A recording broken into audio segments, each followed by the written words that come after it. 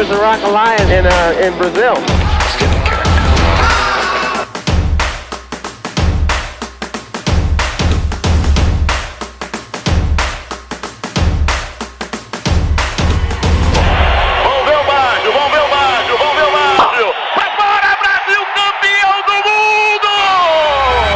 Em 1994, Lula achava que era sua vez de carregar a faixa de presidente. Mas ele não contava com o surgimento de um novo personagem na disputa. O governo conseguiu passar essa lei que disciplina a relação das dívidas dos estados. O que interessa é resolver o problema das pessoas. Legislação que levasse ao debate. Que trate dos grandes problemas dos pequenos. O Brasil estava preso em um ciclo inflacionário. O plano Collor havia fracassado e o vice que assumiu também não deu conta do recado. A consequência? Uma economia menos produtiva, com menos produtos disponíveis e com a mesma demanda de consumo. Peguei o último, né? O que eu posso fazer? Pelo menos um. A solução desses problemas estava em primeiro lugar como critério para definir o voto naquele ano.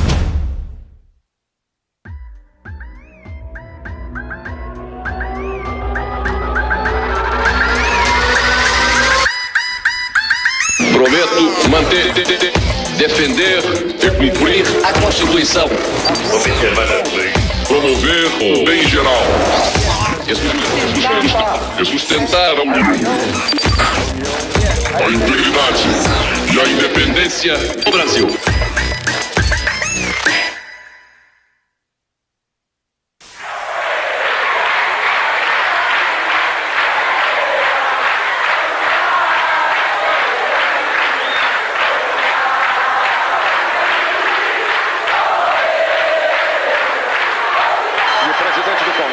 Aciona a campainha pedindo silêncio das galerias para que comece a parte efetiva da posse.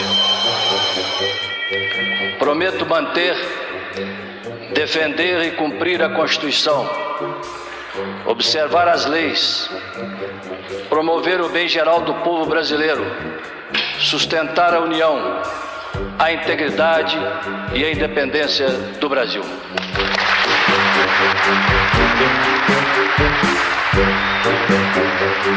Depois da renúncia de Collor em 92, Itamar Franco assumiu a presidência.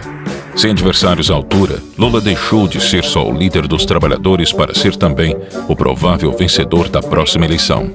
Lula mantém a liderança e foi o que mais cresceu. Se a eleição fosse hoje, Luiz Inácio Lula da Silva, do PT, ficaria em primeiro lugar, com 39%. Na última pesquisa, ele tinha a preferência de 36% dos eleitores. As intenções de voto indicavam Lula como futuro presidente, e o PT já estava escolhendo os ministros. O Lula tem uma bancada no Congresso Nacional que não teve um nome envolvido na CPI do Collor, um nome na lista do jogo do bicho. Tem uma bancada que tem ética na política. A esperança em Lula era tão grande que em abril de 1993, o presidente do PSDB admitiu a intenção de formar uma aliança com o PT para concorrer em outubro.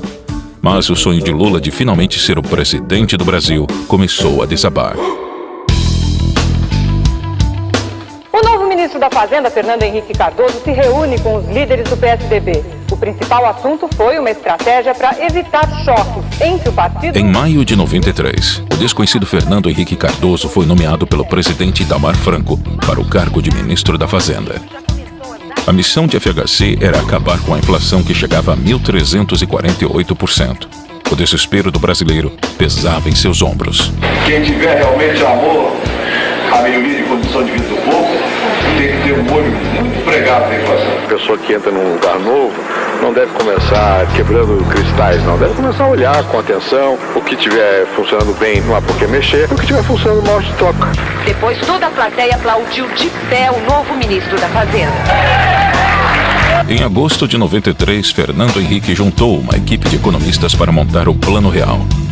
Em 1994, o projeto foi anunciado. Nós estamos desenhando um programa econômico de estabilização para um país de alta inflação, com crescimento econômico e uma sociedade aberta e democrática que nós queremos mantê-la assim. Depois de décadas de inflação, o Plano Real tirou o Brasil da queda livre. Foi eficaz, estabilizou a economia e aumentou o poder de compra da população. Primeiro vem o ajuste fiscal, um corte de 22 bilhões de dólares no orçamento, ou 5 trilhões e meio de cruzeiros reais. Ainda assim, é preciso mais dinheiro para equilibrar as contas. A ideia, então, é aumentar todos os impostos em 5%. Haverá um sacrifício, indiscutivelmente. De todos. De todos. Quando toda a economia estiver atrelada ao novo índice, chegará a hora de mudar de moeda. Esse pão com manteiga, que custa 600 cruzeiros reais, passaria a custar 26 centavos de reais. No dia 1º de julho de 94, o real começou a circular. Na estreia oficial do real, não houve atropelos. O movimento foi tranquilo nos bancos e caixas eletrônicos de todo o país. Sarney, Collor e Itamar já haviam cortado zeros, congelado os preços e renomeado a moeda. Mas nada tinha funcionado. O real nascido hoje é a 9ª moeda brasileira em meio século. A diferença do plano de FHC era sua gradatividade. Não foi lançado do dia para a noite como o plano de Collor. A grande diferença deste plano é que ele não teve um dia D. Nada entrou em vigor hoje, por decreto, automaticamente. E a grande sacada do ministro era que os resultados se consolidariam durante o período eleitoral.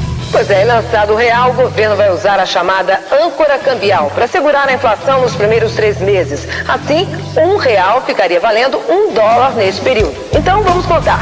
Congelamento cambial seguraria a inflação perto de zero, pelo menos em julho, agosto e setembro. E dia 3 de outubro é dia de eleição. Uma curiosa coincidência, né?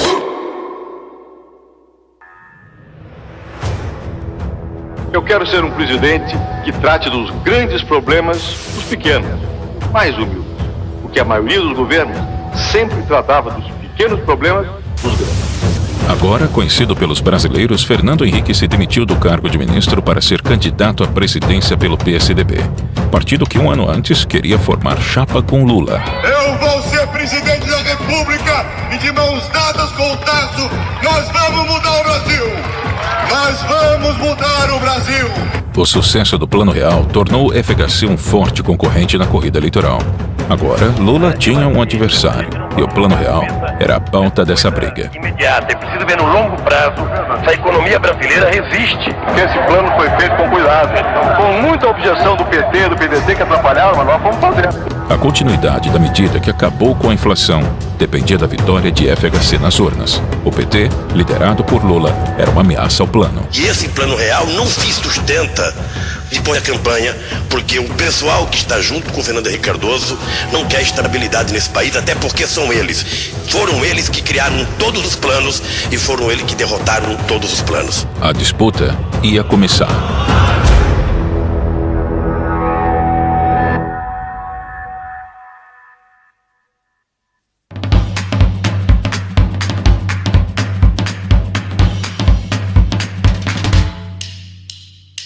Cedo ou tarde, a morte se abaterá sobre cada um de nós e nenhum de nós poderá detê-lo. O candidato sorteado para perguntar. Vamos lá, segura, me ajuda aí, por favor. Se é fundamental para dirigir... Ok, tá feita a pergunta. Eu percebo que o nível de escolaridade do senhor é mínimo. É muita ignorância querer confundir capacidade política com curso superior. Não por ignorância, perdoe-me, senhor. O nosso satélite, a Lua, gira em torno da Terra e nenhum de nós pode fazer absolutamente nada para modificar sua trajetória. O seu tempo está correndo. Sim. Saiu você, Lula. Tá vendo? Você vê aqui. Erraram os que votaram no Collor e erramos nós que votamos no Lula. Sabe por quê? Pela inexperiência. Agora, ao contrário. A mim. Dê preferência ao Fernando Henrique. Então vamos lá? Vamos lá. Eu não tinha dúvida quanto à preferência, governador Brizola. Um dia de sol equivale a 315 mil usinas de Itaipu funcionando o tempo todo. Risonho, amável, não briga com ninguém. Quer dizer, Já que ele foi tão amável em referir a mim, eu fiquei até com a expectativa que no segundo turno ele vote em mim. Vamos lá. Opa. Existe um cancro fagedênico destruindo as entranhas da nação. A mídia foi bastante cruel comigo esses meses todos. Todos. Eu montava em cavalo, diziam que era Jack. Eu acho que é bom mesmo agora a gente dormir. Vamos lá. Em abril, Lula tinha cerca de 40% das intenções de votos, percentual que faria o petista vencedor da eleição em outubro. Em maio, o FHC formou alianças com PFL e PTB. Em junho, Bisol, vice de Lula, foi denunciado por corrupção em parceria com a então desconhecida Odebrecht. Aloysio Mercadante, um dos fundadores do partido, foi nomeado e salvou a candidatura de Lula. Em julho, Lula ainda era o líder nas pesquisas, mas sua vantagem não era mais a mesma. Queda de 5 pontos percentuais na diferença entre o candidato do PT, Luiz Inácio Lula da Silva, e Fernando Henrique Cardoso, do PSDB. Em agosto, o Plano Real dava resultado. O poder aquisitivo da população, que por anos foi destruído, finalmente aumentou. O jogo virou. Os preços não sobem mais com aquela velocidade de um Brasil de inflação de 40%. FHC passou a liderar as pesquisas com 45% das intenções de voto. Lula diminuiu para 23%. A minha candidatura lidera as pesquisas em todas as regiões do país. Era hora da crise no PSDB. O petista Chico Vigilante denunciou o candidato a vice de FHC, Guilherme Palmeira, por receber propina da empreiteira sérvia. Marco Maciel, senador pelo PFL, foi nomeado no lugar de Palmeira, e o escândalo não abalou a FHC. Com ampla vantagem nas pesquisas e a vitória de FHC quase certa, a última esperança de Lula surgiu em setembro. A saída do ministro Rubens Recupero surpreende o país. Fernando Henrique Cardoso fez questão de desvincular as declarações do ex-ministro Recupero com a candidatura dele. Na conversa, Recupero, um dos articuladores do Plano Real, disse que o plano foi usado como propaganda para beneficiar a candidatura de Fernando Henrique. Não tem nada a ver, isso é questão de governo. Ele não está em campanha comigo. A conversa foi captada por antenas parabólicas e amplamente divulgada pela mídia. E foi assim que uma pessoa em Brasília flagrou as declarações do ministro e gravou tudo. E o Brasil conheceu os bastidores do Recupero. Eu não tenho escrúpulos, é isso mesmo. O que é bom a gente fatura, o que é bom Porque o que o ministro acaba de fazer é brincar com o sentimento de uma nação. É a candidatura oficial. Meus adversários querem derrubar a minha candidatura de qualquer jeito. 2 dias depois, Recupero renunciou ao cargo. Quem o substituiu foi Ciro Gomes, na época afiliado ao PSDB. A equipe está feliz com a designação do Ciro e o Brasil também. Para desespero do PT, mais uma vez a popularidade de FHC não sofreu abalos após a crise. O golpe final contra Lula aconteceu ainda em setembro. O Plano Real, criado por FHC, diminuiu a inflação para 1,95%. A inflação desse mês não vai passar de 2%. Eu desafio quem desminta isso. Quanto mais o Plano Real dava certo, mais FHC era desejado na presidência.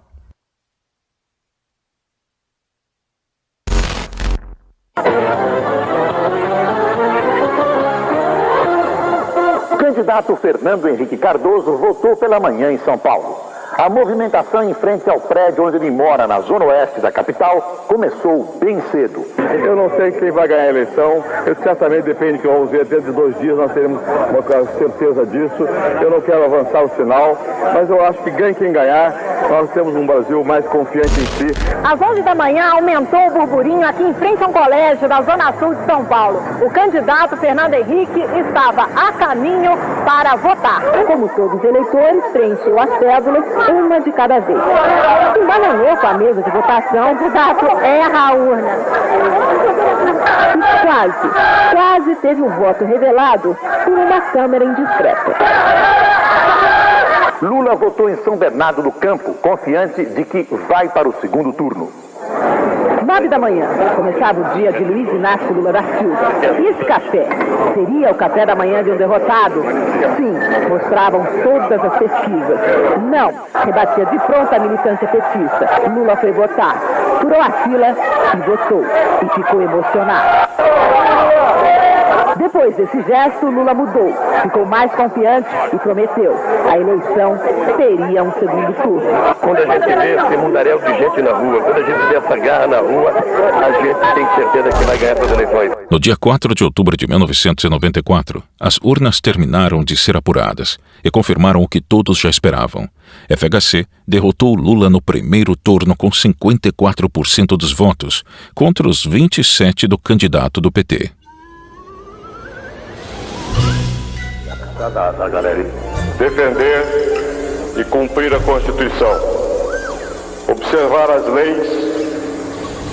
Promover o bem geral do povo brasileiro sustentar a união, a integridade e a independência do Brasil.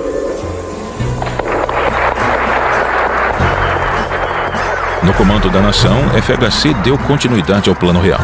Ele submeteu para aprovação do Congresso a desregulamentação de mercados, reforma administrativa e previdenciária, a privatização de estatais, da Telebrás e a da Vale do Rio Doce e a flexibilização das regras de contratação de trabalhadores. Em setembro de 1997, FHC conseguiu a aprovação da emenda constitucional que permitiria a própria reeleição em 98. O Congresso vai instalar a comissão especial que vai analisar a emenda da reeleição no próximo dia 15. Naquela época, o segundo mandato em sequência dos cargos executivos era proibido pela lei. Para um assunto polêmico, toda a cautela. O presidente da Câmara, deputado Luiz Eduardo Magalhães, teve um encontro reservado com o presidente Fernando Henrique no Palácio do Planalto. A oposição não deixou barato e acusou o governo de compra de votos para passar o projeto. A eleição de 1994 foi uma batalha entre um comunista e um social-democrata. Foi a disputa entre duas variações da esquerda, PT e PSDB. FHC e Lula ocuparam os holofotes como atores principais, e os dois saíram vencedores. Na prática, era o início do socialismo fabiano no Brasil. Se a eleição de 89 foi um circo, a de 94 foi uma peça de teatro.